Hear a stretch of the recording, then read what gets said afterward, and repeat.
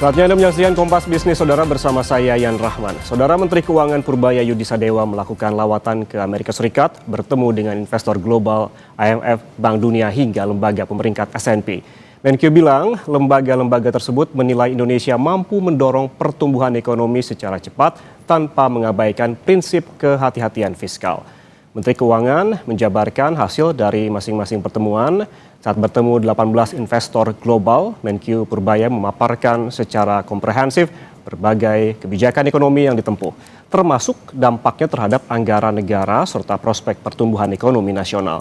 Sedangkan saat bertemu Bank Dunia atau World Bank dan juga lembaga pemeringkat S&P, Menkyu Purbaya menjawab keraguan soal kebijakan fiskal Indonesia.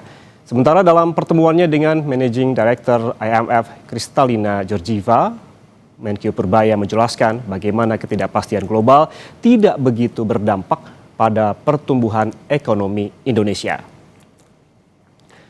Saudara, lalu apa saja hasil lawatan ke Amerika Serikat setelah melakukan pertemuan dengan 18 investor global, IMF, Bank Dunia hingga lembaga pemeringkat S&P? Kita tanya langsung kepada Menteri Keuangan Purbaya Yudi Sadewa melalui saluran daring yang saat ini masih berada di Washington DC, eksklusif di Kompas Bisnis. Selamat pagi waktu Indonesia, Pak Purbaya. Selamat pagi Mas Yan, apa kabar? Sehat? Kabar baik, Pak Purbaya gimana, sehat? Sehat, capek aja dikit. Oke, kayaknya jadwalnya padat banget ya Pak Pur. Tapi boleh dibagi nih Pak, apa saja hasil lawatan Bapak bersama tim setelah bertemu dengan terutama lembaga pemeringkat S&P. Kita ketahui bahwa jadwal Bapak dari pertama tiba di Amerika Serikat hingga saat ini sangat padat begitu.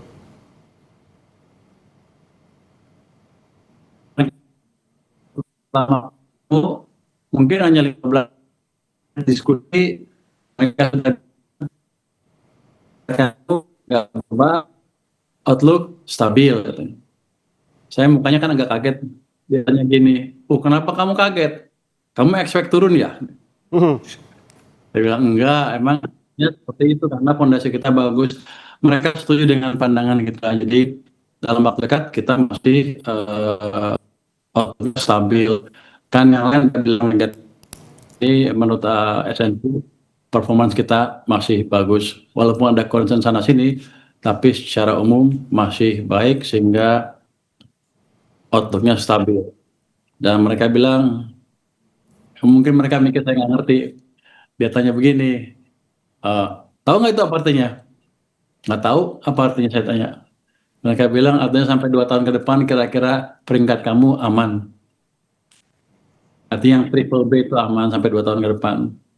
Itu kata orang S&P. Oke, artinya sudah ada bocoran ya Pak terkait dengan ini kan rencananya S&P ini akan mengeluarkan rilisnya kemungkinan pada Juni nanti. Dengan pernyataan Pak Pur tadi artinya itu sudah ada bocoran rilis yang nanti Juni begitu. Artinya kita tidak perlu khawatir lagi ada kekhawatiran soal penurunan outlook seperti yang dilakukan oleh Moody's dan juga Fitch begitu Pak. Oh, yang jelas dalam waktu dekat nggak ada perubahan. Juni nanti dia akan double check lagi apakah kita masih sesuai dengan harapan mereka. Tapi rasanya yang mereka singgung, mereka kayaknya percaya anggaran kita aman, dan yang mereka singgung hanya sedikit sekali, dan mereka percaya bahwa kita bisa memenuhi hal itu. Dia hanya bilang Juni akan ke Indonesia, dan dia akan menemui saya di Indonesia nanti. Oke, tim dari S&P akan ke Indonesia, mudah-mudahan juga memang sejalan begitu ya, karena memang seperti Pak Purbaya bilang, kondisi ekonomi kita juga memang tengah stabil. Kalau dengan Bank Dunia seperti apa Pak? Karena ada juga agenda bertemu dengan World Bank. Apa responsnya setelah Bapak dan juga tim menjelaskan kondisi ekonomi Indonesia? Karena sebelumnya World Bank kan sempat menurunkan outlook ekonomi Indonesia ke 4,7%. Saya ketemu tuh yang memprediksi itu. Dia minta maaf, katanya kecepatan nuruninnya atau nggak terlalu tepat gitu. Saya nggak tahu, dia minta maaf, I'm sorry. Tapi saya bilang yang penting adalah ya udah nggak usah dirubah, tapi yang penting ke depan saya akan buktikan kamu salah. Karena fondasi ekonomi kita bagus dan kita akan tumbuh lebih cepat dari 4,8 tadi. Saya bilang kan triwulan pertama mungkin 5,5 lebih, bahkan triwulan kedua mungkin di kisaran itu atau lebih juga. Jadi walaupun ada gejolak di perekonomian global, karena kita berhasil meredam dengan baik, perekonomian domestik masih akan tumbuh dengan baik. Dia ketawa aja tuh yang orang yang memprediksi itu ya, ekonomi ya bilang ya udah Saya lupa juga itu kejadian katanya. Tapi saya pikir oh, enak aja loh. Dia udah membuat sentimen negatif ke kita kan. Tapi yang jelas dia bilang itu dipublish tanpa laporan ke bosnya dulu, bosnya dia yang di Indonesia ya. Mhm. Jadi ada kekecewaan itu. Tapi yang jelas mereka juga percaya fondasi kita bagus. Berarti dengan ada penjelasan dari Pak Purbaya tadi dan langsung begitu dijelaskan kepada orang yang mengeluarkan outlook tadi, artinya ke depan ini tidak akan terjadi lagi, Pak? Oh, tidak akan terjadi sentimen negatif yang berlebihan dari mereka. Mungkin nanti berapa bulan lagi mereka akan koreksi. Saya pikir ada waktunya untuk koreksi. Tapi yang jelas saya jelaskan ke mereka, fondasi kita seperti ini, anggarannya bagus. Dia tanya, itu subsidi gimana bayarnya? Ya kita bilang, koreksi sana sini kita pastikan terjadi sehingga eh, defisitnya tetap bisa dijaga di bawah 3%. Ya. Dan dia bilang begini, di acara itu dua-duanya sama, IMF World Bank juga sama tuh. Kami menyiapkan dana untuk negara-negara yang butuh. Saya diam aja, karena uang saya banyak, kan ada 420 triliun. Dia hanya punya, dia bilang mungkin 30 sampai 40 triliun, 20 sampai 30 waktu sama dengan World Bank.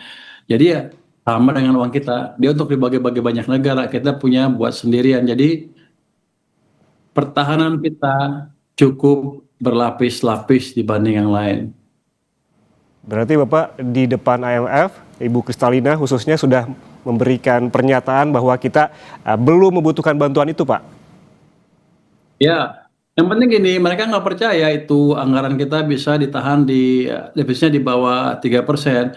Saya bilang dengan tegas bahwa itu atas arahan presiden dan polisi presiden kita seperti itu dan kita tidak akan melanggar dan kita punya cara untuk memastikan itu di bawah 3% tanpa mengganggu pertumbuhan ekonomi kita. Buktinya di bulan di tahun 2025 sebetulnya orang anggap anggaran kita kan bisa tembus 3,4, 3,5 katanya. Tapi bisa kita kendalikan kan di awal laporan kita turun ke 2,9 kan defisitnya. Tapi angka yang sesungguhnya nanti kelihatannya di bawah 2,9, mungkin di kisaran 2,8. Nanti akan diumumkan ke depan mungkin bulan Mei. Tapi kira-kira indikasinya ke sana. Jadi kita bisa memanage budget dengan baik, cukup irit, pertumbuhannya tetap bagus. Jadi Hmm, itu hmm. cara membelanjakan uang dengan efisien dan efektif. Ini yang harus ditiru negara-negara lain. Kita juga bilang begitu ke IMF dan lain-lain bahwa kita bisa belanja dengan efisien, tapi tumbuhnya lebih cepat dibanding negara-negara di kawasan. Mhm, mhm. India, Eh, Pak. Bagi negara G20 malah kita nomor nomor dua setelah India. Tapi India defisitnya di atas 4%. Oke, saya juga mendengarkan informasi Pak Purbaya, bisa dikoreksi bila saya salah, ini terkait dengan Managing Director IMF, Ibu Kristalina. Saya dengar ini sempat heran dengan ketahanan ekonomi Indonesia di tengah ketidakpastian global yang cukup tinggi. Apa yang Bapak jelaskan kala itu? Ya, dia sempat ya kagum lah, bukan kagumnya nggak muji-muji amat, tapi kelihatan sekali mukanya senang dan agak heran gimana kita bisa seperti ini kondisinya. Yang jelas saya jelaskan adalah kita melakukan perbaikan kebijakan fiskal untuk pendapatan kita perbaiki pajak dan bea cukai. Pada dasarnya kita ingin menjalankan atau sedang menjalankan pemerintahan yang bersih sehingga pendapatan pajak kita naik. Saya bilang tumbuh 30% di 2 bulan pertama, tumbuh 20% di bulan Januari Februari tahun ini dibanding periode yang sama tahun yang lalu. Akibatnya daya tahan anggaran kita menjadi lebih baik. Jadi kita bilang bahwa kita berhasil mengatasi krisis bukan karena kebijakan yang tiba-tiba untuk menghadapi krisis, tapi kita sudah melakukan perbaikan atau reformasi sebelum krisis itu datang sehingga kita lebih berhasil dibandingkan banyak negara di sekeliling kita atau di dunia. Jadi reformasi yang kita lakukan di akhir tahun lalu, pajak, bea cukai, dan manajemen fiskal kita, manajemen kas kita Itu membuat kita kuat memasuki tahun 2026, sehingga kita ketika banyak gonjangan pun kita masih tetap maju dengan cepat. Kira-kira kebalah kira-kira. Hmm, hmm.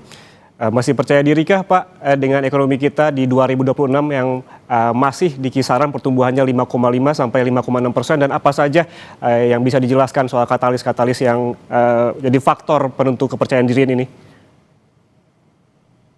Dan kepercayaan diri memang didesain seperti itu. Oke. Kan saya ekonom, kita mendesain ekonomi ke arah mana dan kemudian menyesuaikan kebijakan sesuai dengan itu. Kalau kita lihat sih dari anggaran kan kita aman, kita akan manage dengan lebih baik, di mana nanti belanja pemerintah tidak akan pernah mengganggu lagi kondisi likuiditas di sistem keuangan kita. Kan di masa lalu sempat membuat sistem keuangan kita kering. Kita sekarang monitor terus dari waktu ke waktu dan memastikan itu tidak kering lagi. Yang berikutnya lagi ya tadi kita jalankan kebijakan fiskal dengan baik, moneter dengan baik, artinya belanja pemerintah jalan dan mesin swasta juga mesin private sector juga jalan dengan adanya likuiditas di sistem perekonomian kita. Ditambah lagi kita memperbaiki iklim investasi dengan Satgas debottlenecking. Bukan rapatnya aja yang penting, tapi setelah ada di situ orang menjadi tahu bahwa setiap tindakan yang salah akan dibereskan dengan cepat, dan kalau salahnya kebanyakan mungkin akan ada konsekuensi hukumnya. Itu yang men-trigger orang, para regulator, para pelaku bisnis untuk lebih hati-hati menjalankan kewajibannya, sehingga kita bisa mencegah terjadinya korupsi ke depan. Itu akan membuat ekonomi lebih jalan lebih cepat lagi. Dan program-program pemerintah juga kita tetap jalankan, yang lain yang penting-penting dijalankan dengan konsisten. Nggak ada program utama pemerintah yang kita perlambat belanjanya. Selain itu belanja pemerintah juga kita akan sudah dibuat lebih merata sepanjang tahun, sehingga dampaknya ke perekonomian juga akan lebih baik. Jadi dengan menjaga domestic demand yang saya sebutkan tadi, itu kan sebetulnya menjaga permintaan dalam negeri ya. Harusnya kita bisa tumbuh tetap dengan cukup baik. Jadi saya bukan optimis, tapi emang itu didesain oleh Bapak Presiden dan kami di seluruh kabinet untuk memastikan pertumbuhan ekonominya tidak terganggu oleh ketidakpastian global. Baik, salah satu kunci juga yang bisa saya garis bawahi adalah setiap ada tindakan yang salah akan dibereskan dengan cepat, dengan cepatnya ini yang mungkin juga menjadi perhatian agar termasuk investor begitu bisa datang ke Indonesia. Nah, ngomong-ngomong soal investor, Pak Purbaya, kan di Amerika Bapak bertemu dengan IMF, S&P dan juga World Bank. Tapi juga Bapak juga bertemu dengan kalau tidak salah sebanyak 18 investor global. Kemudian bagaimana Pak Purbaya ini meyakinkan para investor ini agar bisa berinvestasi di Indonesia? Lalu bagaimana respons mereka, Pak? Oh, mereka pertama tadinya tidak yakin bahwa kita bisa menjalankan kebijakan fiskal yang baik dan bisa mendorong pertumbuhan ekonomi yang lebih baik.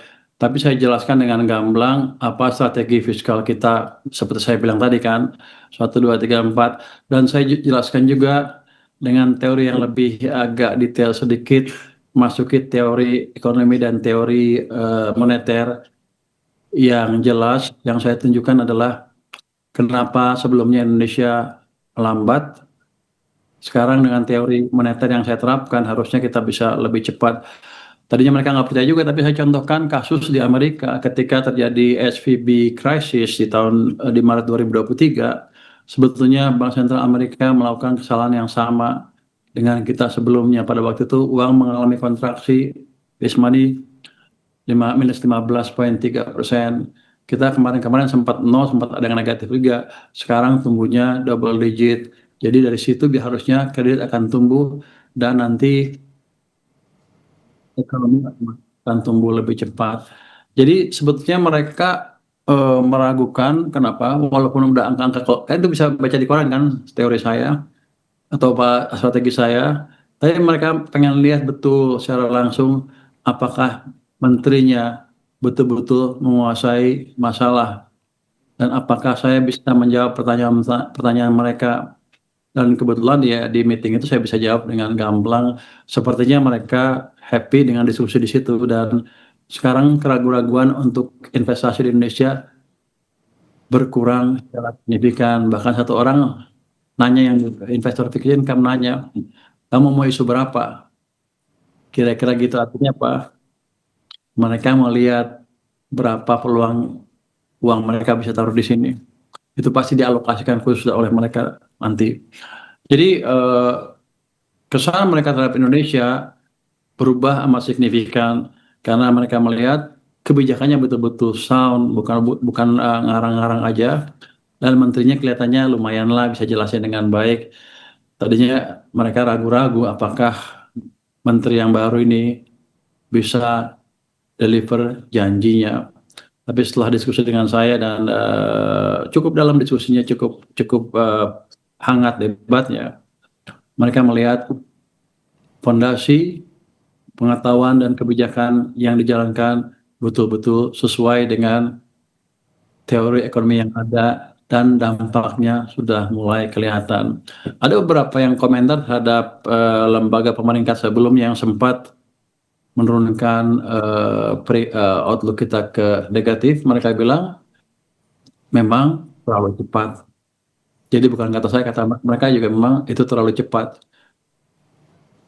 Oke, Pak Pur, bisa jadi sebagai konklusi ini kemudian komitmen apa yang diberikan dunia untuk Indonesia?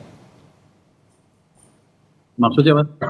Jadi Bapak sudah bertemu dengan S&P, IMF, World Bank, tentunya dengan penjelasan-penjelasan itu apakah ada komitmen tertentu untuk Indonesia begitu Pak? Yang dijanjikan? Maksudnya bantuan IMF atau World Bank nggak ada dari sisi uang sih. Tapi kan kita harus selalu membuka diri ya. Jadi kita bilang untuk hal-hal tertentu nanti yang kita butuh bantuan, kita dengan tangan terbuka bisa menerima World Bank untuk proyek-proyek tertentu di Indonesia ya. Kalau investor-investor itu sepertinya mereka menjadi lebih tertarik lagi berinvestasi di Indonesia. Saya bukan ngomong yang capital market saja, tapi kan waktu saya ketemu dengan US Chambers, itu adalah investor-investor di real sektor dalam bentuk FDI investasinya. Jadi mereka bilang, melalui beberapa kawan saya yang di sana, mereka bilang, dengan penjelasan tadi di acara US Chamber of Commerce itu, mereka menjadi yakin akan kebijakan kita dan menjadi bersemangat untuk masuk lagi berinvestasi di Indonesia. Apa yang bisa disampaikan terakhir Pak kepada publik Indonesia sebagai konklusi atas kunjungan Bapak di Amerika Serikat kali ini? Pada dasarnya fondasi ekonomi kita kuat. Dunia mengakui bahwa performance ekonomi kita agak luar biasa dibandingkan negara-negara lain. IMF, World Bank, investor. Jadi teman-teman di Indonesia nggak usah khawatir tentang prospek ekonomi kita. Kita akan tetap bertumbuh lebih cepat. Harusnya dalam beberapa tahun lagi, cita-cita kita untuk mendekati menjadi negara maju akan semakin dekat. Baik, ekonomi kuat dibanding banyak negara dan kita akan bertumbuh lebih cepat di beberapa waktu ke depan, itu yang disampaikan oleh Pak Purbaya di saat lawatannya di Washington DC ya Pak saat ini di Amerika Serikat. Terima kasih Pak Purbaya Yudisadewa, Menteri Keuangan Republik Indonesia, di sela-sela kesibukannya di kunjungan di Amerika saat ini meluangkan waktu bersama kami di Kompas Bisnis. Sehat selalu Pak. Terima kasih Mas Yan, sehat selalu. Saudara, jangan kemana-mana karena Kompas Bisnis masih akan kembali untuk Anda dengan informasi langkah Menteri Keuangan Purbaya Yudisadewa menemui lembaga pemeringkat S&P perlu diapresiasi. Namun apakah ini cukup dapat meyakinkan S&P agar tidak menurunkan outlook RI seperti yang dilakukan Moody's dan juga Fitch? Usai jeda, Kompas Bisnis akan kembali dengan pembahasan lengkapnya untuk Anda.